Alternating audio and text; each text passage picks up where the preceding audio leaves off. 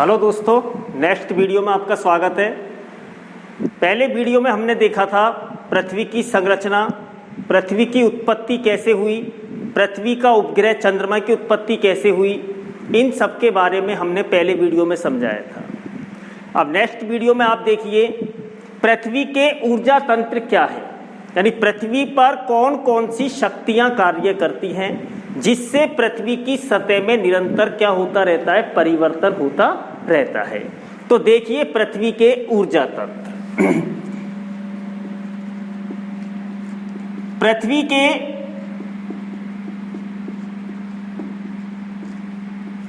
ऊर्जा तंत्र, कौन सी शक्तियां पृथ्वी पर कार्य करती हैं?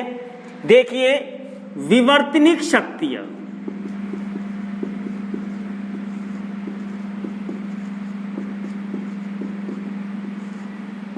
विवर्तनिक शक्तियां क्या होती हैं? विवर्तनिक शक्तियां वे शक्तियां होती है जो पृथ्वी की सतह को निरंतर बदलने के लिए प्रयासरत रहती है। जो पृथ्वी की सतह को निरंतर बदलती रहती है उन शक्तियों को हम कहते हैं विवर्तनिक शक्तियां। वे शक्तियां जो पृथ्वी की सतह को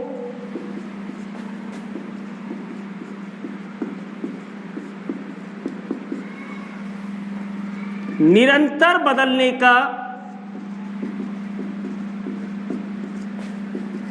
प्रयास करती है। ये वो शक्तियां होती हैं जो पृथ्वी की सतह को निरंतर बदलने के लिए प्रयासरत रहती है, पृथ्वी की सतह को निरंतर बदलने का प्रयास करती है। ऐसी शक्तियों को विवर्तनिक शक्तियां कहते हैं। ये विवर्तनिक शक्तियां दो प्रकार की होती है। कौन कौन सी होती है देखिए ध्यान से।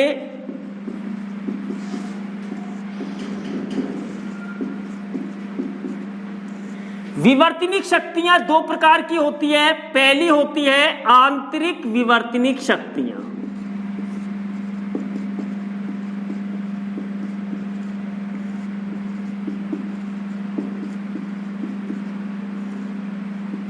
और दूसरी शक्ति होती है बाह्य विवर्तनिक शक्तियां।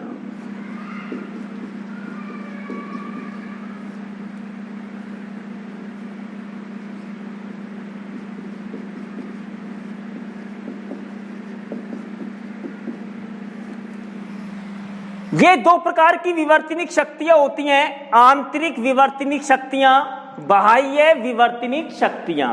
आंतरिक विवर्तनिक शक्तियां क्या होती हैं? ये वो शक्तियां होती हैं जो पृथ्वी के अंदर रहकर कार्य करती हैं। ये बाहर से दिखाई नहीं देती, ये पृथ्वी के अंदर रहकर क्या करती है?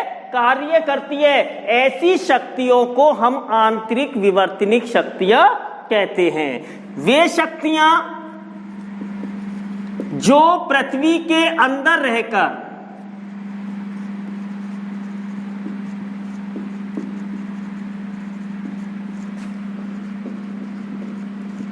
कार्य करती है। ये वो शक्तियां होती हैं जो पृथ्वी के अंदर रहकर कार्य करती हैं। ये शक्तियां बाहर से दिखाई नहीं देती हैं। ये शक्तियां बाहर से नहीं दिखती हैं, पृथ्वी के अंदर रहकर ही कार्य करती हैं। ऐसी शक्तियों को हम आंतरिक विवर्तनिक शक्तियां कहते हैं। इन आंतरिक विवर्तनिक शक्तियों की उत्पत्ति कैसे होती है? देखिए इनकी उत्पत्ति के कई कारण होते हैं। पहला होता है ताप। ताप के कारण जो पृथ्वी के अंदर की चट्टानें होती हैं वो आपस में खिसकती रहती हैं और खिसकने से आंतरिक शक्तियां काम करती हैं पृथ्वी के अंदर, जो पृथ्वी की सतह को बदलती रहती हैं। ताप के बाद चट्टानों के फैलने सिकुड़ने से, चट्टानों के फैलने सिकुड़ने से, चट्टानों के फैलने सिकुड़ने से ये आंतरिक विवर्तनिक शक्तियां उत्पन्न होती है। और तीसरा कारण है पृथ्वी के गर्भ में जो तरल पदार्थ, तरल पदार्थ मेग्मा, मेग्मा का मतलब होता है पिघले हुए पदार्थ।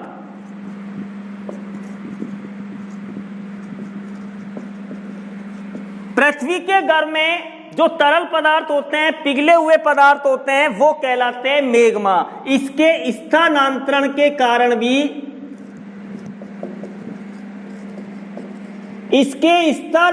के कारण भी आंतरिक विवर्तनिक शक्तियां उत्पन्न होती है।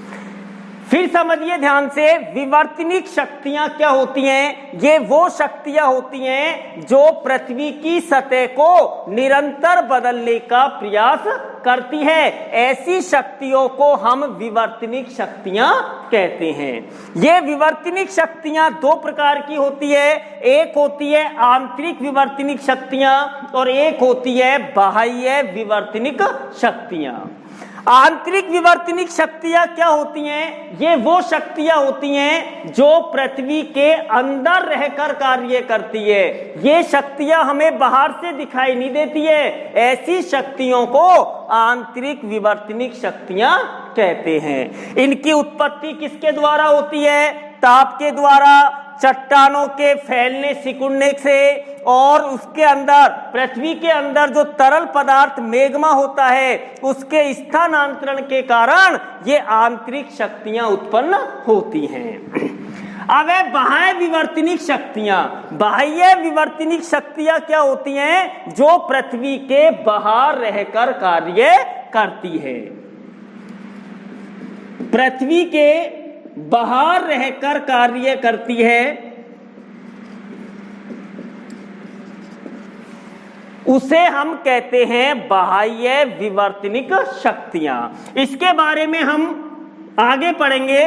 पहले हम पढ़ेंगे कि पृथ्वी की आंतरिक विवर्तनिक शक्तियों से पृथ्वी की सतह पर क्या होता है।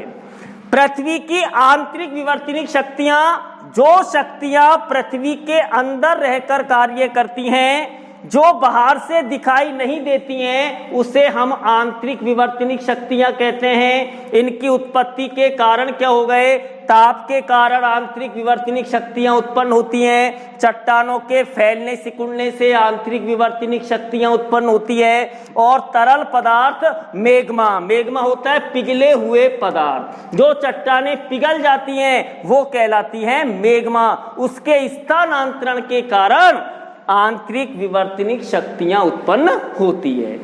आगे देखिए,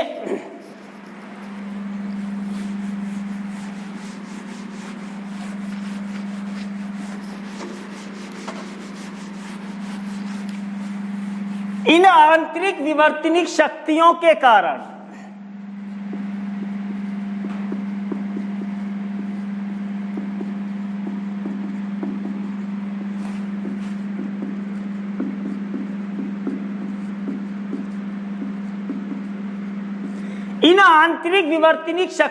कारण कुछ प्राकृतिक घटनाएं घटित होती हैं। वो कौन कौन सी प्राकृतिक घटनाएं जो घटित होती है? इनमें पहला है ज्वालामुखी,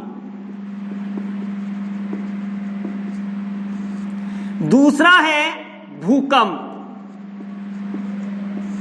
और तीसरा है सुनामी। पृथ्वी की आंतरिक विवर्तनिक शक्तियों के कारण तीन आपदाएं आती हैं: ज्वालामुखी, भूकंप और सुनामी। मैं आपको समझा देता हूं, जितनी भी प्राकृतिक आपदाएं आती हैं उससे कुछ प्रकृति को उससे कुछ लाभ भी होता है। प्रकृति को क्या लाभ होता है? तो देखिए, ज्वालामुखी में हम पढ़ेंगे कि ज्वालामुखी फटने से लाभ भी होगा और ज्वालामुखी फटने से हानि भी होगी। जैसे आज से करोड़ों वर्ष पहले कुछ ऐसी घटना, प्राकृतिक आपदाएं घटी जिससे एक भयानक जीव डायनासोर का क्या हो गया? विनाश हो गया। ये प्रकृति के पक्ष में था, डायनासोर का नष्ट होना। इसी प्रकार अभी आपने देखा होगा, हाल ही में एक महामारी फैल रही है, कोरोना। उस महामारी के कारण क्या हुआ? लॉकडाउन हुआ। और उस लॉकडाउन से सबसे बड़ा फायदा क्या हुआ कि पूरा पर्यावरण एकदम क्या हो गया? स्वच्छ हो गया। जैसे कई नदियां, गंगा यमुना जैसी नदियां, जिनको साफ करने में 1985 से कार्यक्रम चलाए जा रहे हैं, लेकिन गंगा नदी साफ नहीं हुई। और इस 1-1.5 महीने के अंतराल पे गंगा नदी काफी हद तक साफ हो चुकी है। ये प्राकृतिक आपदाएं हैं, आती हैं, नुकसान भी पहुंचाती है, तो ये अपने पर्यावरण का कुछ भला भी करती है। तो सबसे पहले हम पढ़ते हैं किसके बारे में? ज्वालामुखी के बारे में। ये तीनों जो भी आपदाएं हैं, ये तीनों आपदाएं पृथ्वी की आंतरिक विवर्तनिक शक्तियों के कारण होता है। कैसे होता है? इन तीनों को एक लाइन में समझने की कोशिश करते हैं। जब पृथ्वी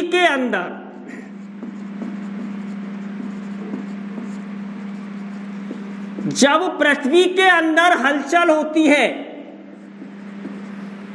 पृथ्वी के भूगर्भ में, पृथ्वी के अंदर जब हलचल होती है, तो उस हलचल के कारण क्या होता है? उस हलचल के कारण धरती हिलने लगती है। उस हलचल के कारण धरती हिलने लगती है। और जब धरती हिलने लगती है तो कई बार वो भूपटल को फोड़कर ज्वाला के रूप में बाहर आ जाती है, तो उसे हम कहेंगे ज्वालामुखी। और धरती के कंपन को हम कहते हैं भूकंप। और यही धरती यदि समुद्र तल के नीचे हिलती है, उससे आती है सुनामी। तो इन तीनों आपदाओं का एक ही कारण है कि जब पृथ्वी के अंदर हलचल होती है, तो उस हलचल के कारण क्या होती है? धरती हिलने लगती है। पृथ्वी के अंदर हलचल क्यों होती है? मैंने बताया था, पृथ्वी के अंदर हलचल होती है आंतरिक विवर्तनिक शक्तियों के कारण।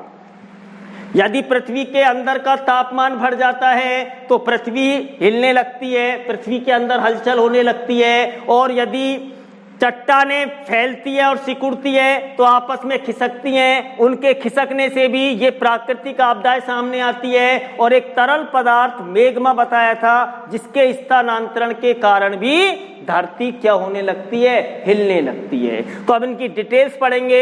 सबसे पहले हम पढ़ेंगे ज्वालामुखी के बारे में। देखिए, ये लाइन आपको हमेशा याद रखनी है। ये तीनों आपदाएं जो होती हैं वो आंतरिक विवर्तनिक शक्ति की आपदाएं हैं, और ये पृथ्वी के अंदर होने वाली हलचल के कारण उत्पन्न होती है। तो सबसे पहले देखिए ज्वालामुखी।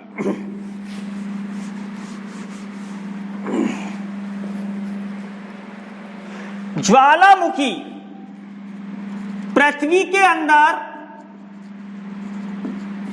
होने वाली हलचल के कारण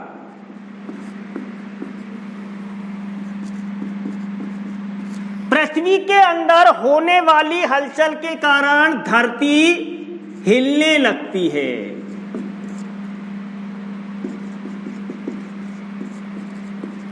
इस धरती के हिलने से क्या होता है? जब धरती हिलती है तो भूपटल को फोड़कर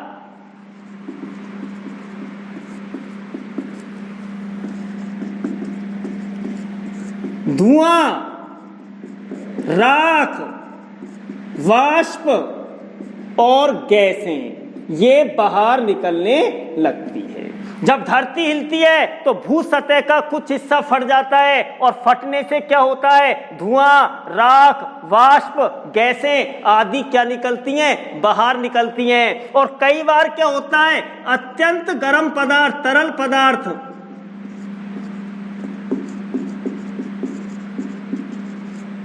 लावा के रूप में पृथ्वी के बाहर आ जाता है। अत्यंत गर्म पदार्थ जो मैंने बताया था मेग्मा होता है, वो लावा के रूप में पृथ्वी के कहां आ जाता है? बाहर आ जाता है। अर्थात पृथ्वी के मुख से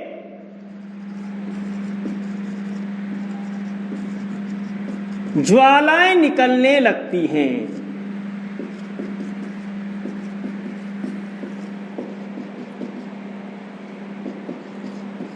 पृथ्वी के मुख से ज्वालाएं निकलने लगती है, इस कारण इसका नाम क्या पड़ा? ज्वालामुखी पड़ा। फिर समझिए ध्यान से, पृथ्वी के अंदर जब हलचल होती है तो उस हलचल के कारण धरती क्या लगती है? हिलने लगती है। और भूपटल को फोड़कर धुआं, राख, वाष्प, गैसें बाहर निकलने लगती है और अत्यंत गर्म तरल पदार्थ लावा के रूप में पृथ्वी के कहाँ आ जाता है, बाहर आ जाता है। अर्थात क्या हुआ, पृथ्वी के मुख से ज्वालाएं निकलने लगती है, इस कारण इसका नाम क्या पड़ा, ज्वालामुखी पड़ा। इसका अंग्रेजी नाम वोल्केनो द्वीप के नाम पर पड़ा। इसका जो अंग्रेजी नाम है ज्वालामुखी का, वो किसके नाम पर पड़ा, वोल्केनो द्वीप के नाम पर। यह है अपना ज्वालामुखी। जब ज्वालामुखी फटता है, ये ज्वालामुखी सबसे ज्यादा कहां होता है, ज्वालामुखी सबसे ज्यादा पाया जाता है मेखलाओं पर, अर्थात प्रशांत महासागर के तटीय भागों में सबसे ज्यादा ज्वालामुखी पाया जाता है।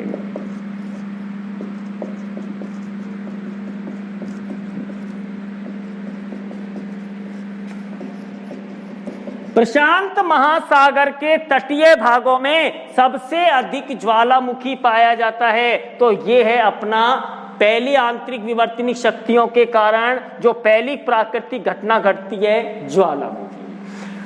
पृथ्वी के अंदर होने वाली हलचल के कारण पृथ्वी हिलने लगती है और वो भूपटल को फोड़कर धुआं, राख, वाष्प, गैसें आदि क्या निकलने लगती है, बाहर निकलने लगती है। कई बार अत्यंत गर्म तरल पदार्थ लावा के रूप में पृथ्वी के बाहर आ जाता है और बाहर आने पर वो कई दिनों में जाके क्या होता है, ठंडा होता है। पृथ्वी के मुख से ज्वालाएं निकलने लगती है, इस कारण इसका नाम क्या पड़ा, ज्वालामुखी पड़ा। ज्वालामुखी का अंग्रेजी नाम किसके नाम पर पड़ा था, वोल्केनो द्वीप के नाम पर पड़ा था। और अधिकांश ज्वालामुखी कहाँ आते हैं, मेखलाओं पर आते हैं, अर्थात प्रशांत महासागर के तटीय भागों में सबसे अधिक ज्वालामुखी देखने को मिलते हैं। अब ज्वालामुखी फटने से क्या लाभ हुआ, क्या हानि हुई, देखिए। ज्वालामुखी से होने वाले लाभ व हानि।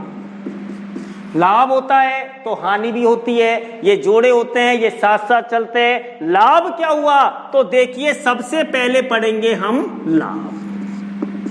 नंबर 1, ज्वालामुखी द्वारा जो मिट्टी निकलती है वो मिट्टी अधिक उपजाऊ होती है। मिट्टी कैसी होती है, इसके द्वारा जो मिट्टी बाहर आती है वो मिट्टी कैसी होती है, उपजाऊ मिट्टी होती है। पहला लाभ ये हो गया। दूसरा लाभ क्या हुआ, दूसरा लाभ हो गया धरती के अंदर जो कीमती पदार्थ हैं वो ज्वालामुखी के साथ पृथ्वी की सतह के ऊपर आ जाते हैं। जो कीमती धातुएं हैं या पदार्थ हैं वो पृथ्वी की सतह के ऊपर आ जाते हैं।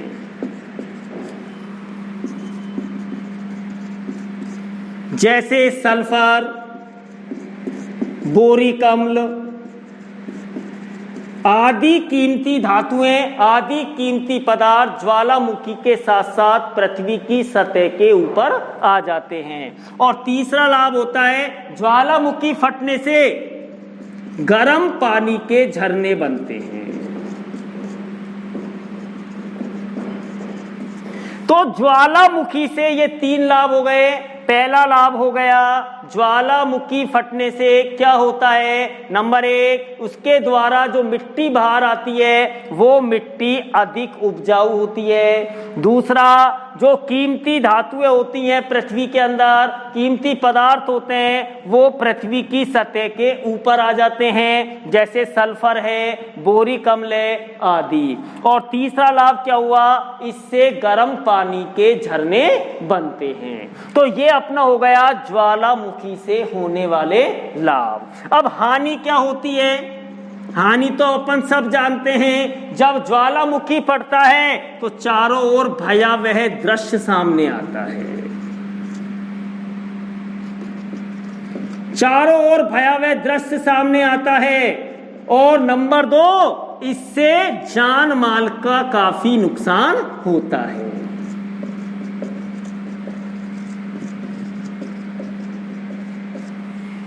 ये हानियां हो गई। भयावह दृश्य सामने आ जाता है, ऐसा दृश्य हम देख नहीं सकते, ऐसा दृश्य ज्वालामुखी फटने पर सामने आता है। और दूसरा, इससे जान माल का काफी क्या होता है, नुकसान होता है। तो ये है ज्वालामुखी से होने वाले लाभ और हानियां। फिर समझ लीजिए ध्यान से, ज्वालामुखी जब पृथ्वी की सतह हिलने लगती है, जब पृथ्वी के अंदर हलचल होती है, तो हलचल के कारण पृथ्वी की सतह हिलने लगती है और वह भूपटल को फोड़कर धुआं, राख, वाष्प, गैस आदि पृथ्वी की सतह के ऊपर आने लगते हैं और गर्म तरल पदार्थ मेग्मा, लावा के रूप में पृथ्वी के कहाँ आ जाता है, बाहर आ जाता है, जो काफी समय बाद, काफी वर्षों में वो क्या होता है, ठंडा होता है। पृथ्वी के मुख से ज्वालाएं निकलने के कारण इसका हम क्या कहते हैं, ज्वालामुखी कहते हैं। ज्वालामुखी का अंग्रेजी नाम वोल्केनो द्वीप के नाम पर पड़ा था। इसके बाद ज्वालामुखी से हमें क्या लाभ हुआ, इसके द्वारा जो मिट्टी निकलती है वो मिट्टी कैसी होती है, उपजाऊ होती है। दूसरा, इससे पृथ्वी के अंदर जो कीमती धातुएं होती हैं जैसे सल्फर है, बोरिक अम्ल है, ये सब पृथ्वी की सतह के ऊपर आ जाते हैं। और इससे तीसरा लाभ क्या हुआ, इससे गर्म पानी के झरने भी बनते हैं। हानियां क्या हुई, एक तो जहां ज्वालामुखी फटता है वहां भयावह दृश्य सामने आता है, और दूसरा जान माल का काफी नुकसान होता है, जान माल की काफी हानि होती है। ये ज्वालामुखी सबसे ज्यादा मेखलाओं पर होता है। प्रशांत महासागर के जो द्वीप होते हैं उनके तटीय भागों में सबसे ज्यादा ज्वालामुखी पाए जाते हैं। इसके बाद देखिए दूसरा पॉइंट आता है अपना भूकंप।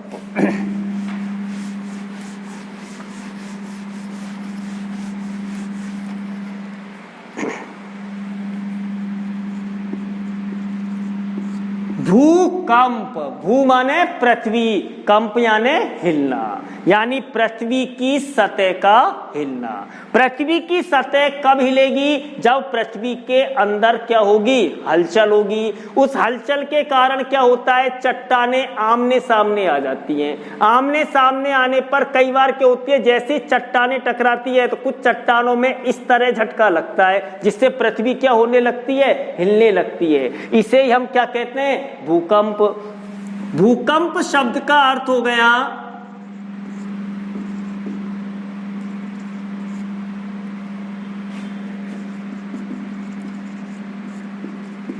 क्या अर्थ है इसका, भू सतह के कंपन से।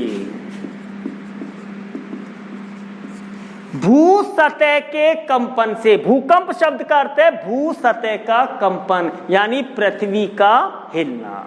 क्यों हिली, जब भूगर्भ के अंदर हलचल होती है, जब भूगर्भ में हलचल होती है तो उस हलचल के कारण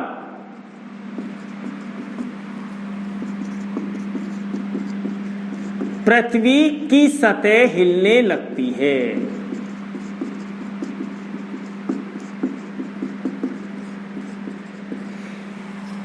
भूकंप शब्द का अर्थ है भू सतह के कंपन से। जब भूगर्भ में हलचल होती है, पृथ्वी के अंदर हलचल होती है, हलचल का कारण मैंने आपको बता ही दिया, ताप के कारण हलचल होगी, चट्टानों के फैलने सिकुड़ने के कारण हलचल होगी, और गर्म तरल पदार्थ मेग्मा के स्थानांतरण के कारण क्या होगी, हलचल होगी। तो भूगर्भ में जब हलचल होती है तो उस हलचल के कारण पृथ्वी की सतह क्या होने लगती है, हिलने लगती है। इसे ही हम क्या कहते हैं, भूकंप कहते हैं। भूकंप को किससे मापा जाता है, भूकंप को मापा जाता है भूकंप मापी यंत्र द्वारा। भूकंप मापी यंत्र द्वारा भूकंप को मापा जाता है, और इसे किस पैमाने पर मापा जाता है, रिएक्टर पैमाने पर, रिएक्टर इकाई में इसे मापा जाता है। भूकंप मापी यंत्र द्वारा रिएक्टर इकाई पर इसे मापा जाता है। जहां की हलचल से, मान लो ये पृथ्वी का अंदर का भाग है, इस जगह से हलचल प्रारंभ होती है, माना इस जगह से हलचल प्रारंभ हुई, ये कहलाता है कंप केंद्र या एपी सेंटर। जिस जगह से हलचल प्रारंभ होती है पृथ्वी के अंदर, जिस केंद्र से हलचल प्रारंभ होगी उसे कंप केंद्र या एपी सेंटर कहते हैं। यहां से तरंगे निकलती हैं और तरंगे निकलकर इस तरह चारों ओर फैल जाती हैं, और चारों ओर जब तरंगे फैलती हैं, फैलने के कारण क्या आता है? भूकंप आता है। जहां की हलचल से ये प्रारंभ होता है उसे हम कहते हैं कंप केंद्र या एपी सेंटर। यहां से हलचल प्रारंभ हुई, यहां से तरंगे चलेंगी और ये तरंगे इस तरह चारों दिशाओं में फैल जाएंगी, चारों तरफ फैल जाती है, जिससे धरती क्या होने लगती है? हिलने लगती है। इसे ही हम क्या कहते हैं? भूकंप कहते हैं। तो देखिए आगे, 4 रिएक्टर से कम का भूकंप हल्के होते हैं।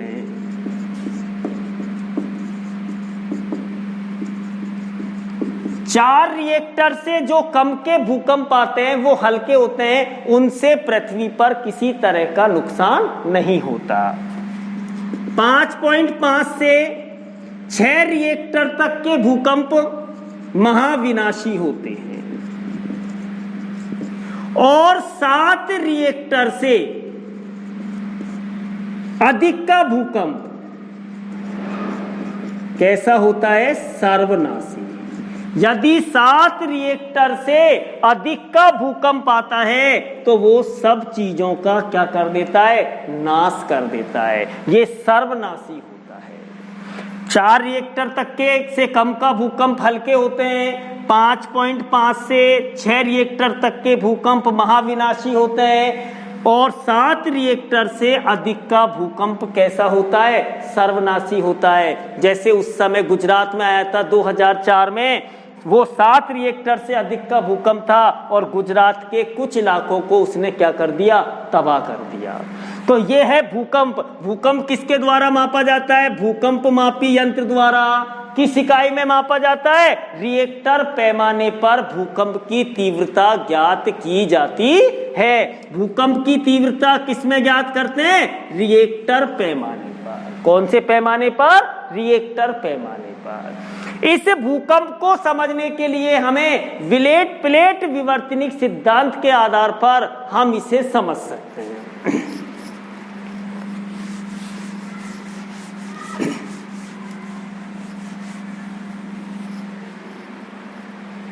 भूकंप को और अधिक अच्छा समझना है तो प्लेट विवर्तनिक सिद्धांत के आधार पर हम इस भूकंप को समझ सकते हैं। मैंने आपको पहले वीडियो में बताई थी कि पृथ्वी पर 29 विवर्तनिक प्लेटें हैं।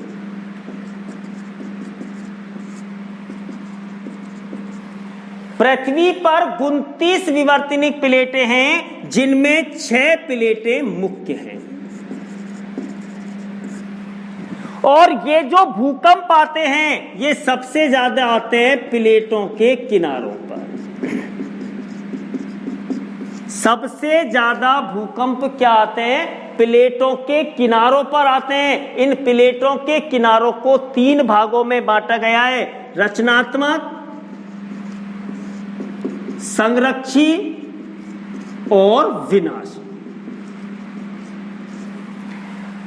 प्लेटों के किनारों को 3 भागों में बांट दिया: रचनात्मक, संरक्षी, विनाशी। सबसे ज्यादा जो भूकंप आता है वो कौन से किनारों पर आता है? विनाशी किनारों पर आता है। इस कारण भारत के उत्तरी भाग में, तिब्बत और नेपाल में जो भूकंप आते हैं वो इस विनाशी किनारे के कारण आते हैं। कौन कौन से भाग में? भारत के उत्तरी भाग में, तिब्बत में, नेपाल में जो भूकंप आते हैं वो इसी विनाशी किनारों के कारण आते हैं। तो भूकंप को हम प्लेट विवर्तनिक सिद्धांत के आधार पर समझ सकते हैं। मैंने आपको बताया था पृथ्वी पर कितनी विवर्तनिक प्लेटें पाई जाती है? 29। जिनमें से मुख्य कितनी है? 6। प्लेटों के सबसे ज्यादा जो भूकंप आता है वो कहाँ आता है? प्लेटों के किनारों पर आता है। और इन प्लेटों के किनारों को 3 भागों में बांटा गया है, रचनात्मक, संरक्षी, विनाशी। नाम ही विनाशी है तो सबसे विनाशी करता है, ये तो हम जानते हैं, भूकंप विनाशी करेगा। और इसलिए सबसे ज्यादा भूकंप विनाशी किनारों पर आते हैं। इसलिए भारत के उत्तरी भाग में, तिब्बत में और नेपाल में सबसे ज्यादा भूकंप पाए जाते हैं। भूकंप जोखिम क्षेत्रों के अनुसार भारत को 5 भागों में बांटा गया है। पहला भाग मैंने आपको बताया था कौन सा? जम्मू कश्मीर। दूसरा भाग मैंने आपको बताया था हिमाचल व उत्तराखंड के कुछ भाग। तीसरा भाग है पंजाब। चौथा भाग है क्या? हरियाणा। और 5वां भाग है उत्तर प्रदेश। इन 5 भागों में सबसे ज्यादा भारत में भूकंप आता है। लेकिन एक घटना ऐसी घटी जो राज्य पूर्णतः न्यूनतम भूकंप जोखिम वाला क्षेत्र माना जाता है, जहां भूकंप के चांस बिल्कुल कम माने जाते हैं, लेकिन 1737 में, लगभग 1737 में वहां ऐसा भूकंप आया जहां लगभग 3 लाख लोगों की क्या गई? जाने गए। 3 लाख लोग मरे थे और उस राज्य का नाम था कलकत्ता। न्यूनतम जोखिम वाला, भूकंप जोखिम वाला क्षेत्र माना जाता है, लेकिन 1737 में कलकत्ता में ऐसा भूकंप आया जहां पर 3 लाख लोगों की क्या गई? जाने गई। तो यह है आपका भूकंप। भूकंप जोखिम क्षेत्र के अनुसार भारत को 5 भागों में बांटा गया है। जम्मू कश्मीर के कुछ भाग, हिमाचल व उत्तराखंड के कुछ भाग, पंजाब, हरियाणा और उत्तर प्रदेश के कुछ भागों को इनमें शामिल किया गया है। लेकिन 1737 में कलकत्ता, जो कि न्यून जो भूकंप जोखिम वाला क्षेत्र है, वहां भूकंप आया था। वो भूकंप 7 रिएक्टर से अधिक का भूकंप था, जहां लगभग 3 लाख लोगों की क्या गई? जाने गई। इसके बाद तीसरी आंतरिक विवर्तनिक शक्तियों के कारण क्या होता है, देखिए।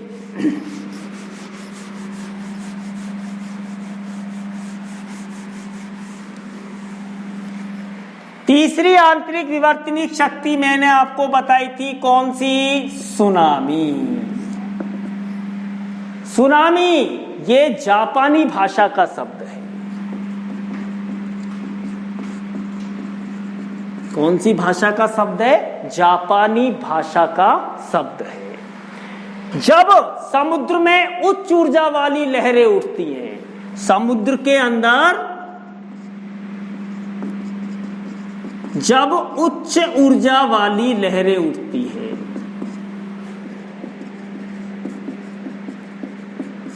समुद्र में जब उच्च ऊर्जा वाली लहरें उठती है तो क्या आती है? सुनामी आती है।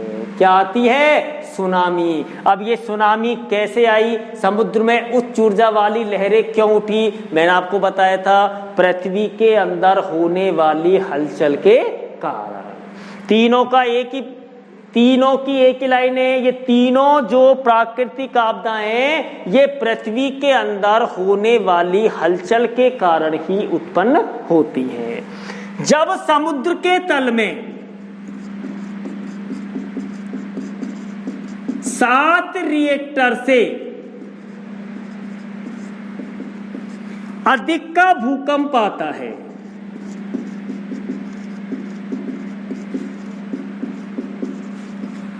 जब समुद्र के तल में 7 रिएक्टर से अधिक का भूकंप आता है तो क्या आती है? सुनामी। क्या आती है? सुनामी। इसमें क्या होता है? समुद्र में उच्च ऊर्जा वाली क्या उठती हैं? लहरें उठती हैं। समुद्र के तल में जिस स्थान से ये हलचल उत्पन्न होती है, उन हलचलों से ये तरंगे 2 दिशाओं में जाती है। एक तो समुद्र की गहराई में जाती है और दूसरी समुद्र के ऊपर आती है, यानी तटीय भागों में आती है। तो गहराई में गई वो तो कोई नुकसान नहीं पहुंचाएंगी, और जो तरंगे ऊपर आई हैं वो तटीय भाग को क्या कर देती हैं, तबाह कर देती है।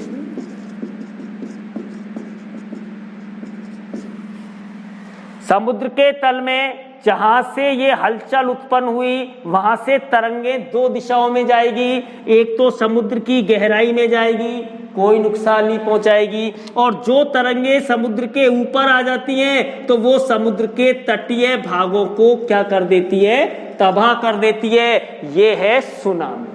जिससे क्या होता है, बड़े बड़े बंदरगाह, जो बड़े बड़े शहर होते हैं वो समुद्र के अंदर डूब जाते हैं, क्योंकि जब समुद्र में भूकंप आता है, समुद्र के अंदर जब हलचल होती है तो समुद्र में उच्च ऊर्जा वाली लहरें उठती हैं, और उस लहरों के कारण क्या होता है, जो समुद्र के तटीय भागों में जो चीज बसी होती है उन सबको वो तबाह कर देती है। उनमें से कई बंदरगाह, कई शहर किसमें डूब जाते हैं, समुद्रों में डूब जाते हैं। इसका उदाहरण है द्वारका शहर। कई बार इस सुनामी के कारण द्वारका शहर कई बार समुद्र में डूब चुका है। इसके बाद हमारे देश की जो राष्ट्रीय समुद्र संस्थान है उसने क्या किया है, अभी हाल ही में गुजरात के धौलावीरा में हड़प्पा संस्कृति का एक बंदरगाह खोज निकाला है। राष्ट्रीय समुद्र विज्ञान संस्थान ने, किसने, देखिए ध्यान से, राष्ट्रीय समुद्र विज्ञान संस्थान ने हाल ही में गुजरात के धौलावीरा में हड़प्पा संस्कृति का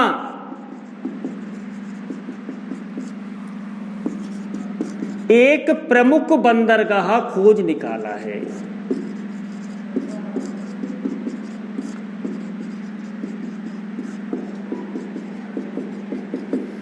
कहां पर, गुजरात के धौलावीरा में।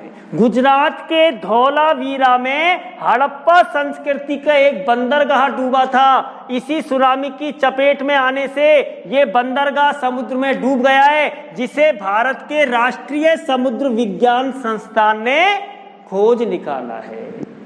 ये है सुनामी। मैं आपको बता चुका हूं, सुनामी एक जापानी भाषा का शब्द है। सुनामी क्यों आती है, जब समुद्र के तल में 7 रिएक्टर से अधिक का भूकंप आता है तो समुद्र में उच्च ऊर्जा वाली लहरें उठने लगती हैं। जहां से ये हलचल प्रारंभ होती है वहां से तरंगे दो दिशाओं में जाती है, एक समुद्र की गहराई में चली जाती है जो कुछ नुकसान नहीं पहुंचाती है, और एक समुद्र के ऊपर आ जाती है जो समुद्र के तटीय भागों को क्या कर देती है, तबाह कर देती है। तटीय भागों पर जो भी शहर बसे होते हैं, तटीय भागों पर जो भी बंदरगाह होते हैं, इस सुनामी की चपेट में आने से वो समुद्र के अंदर डूब जाते हैं। हाल ही में राष्ट्रीय समुद्र विज्ञान संस्थान ने गुजरात के धौलावीरा में हड़प्पा संस्कृति का एक प्रमुख बंदरगाह खोज निकाला है। यह है पृथ्वी की आंतरिक विवर्तनिक शक्ति।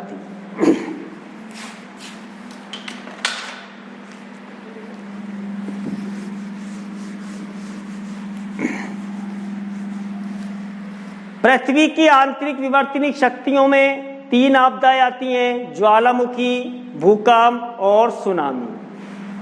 अब आती है आपके सृजनात्मक व विनाशक बल। सृजनात्मक व विनाशक बल क्या होता है? देखो, 2 तरह की शक्तियां पृथ्वी की सतह पर कार्य करती हैं। एक वो शक्ति होती है जो पृथ्वी पर नए नए रूपों को बनाती है, और एक वो शक्तियां होती है जो इन नए रूपों का क्या कर देती है, विनाश कर देती है। तो जो शक्तियां पृथ्वी पर नए नए रूपों को बनाती है,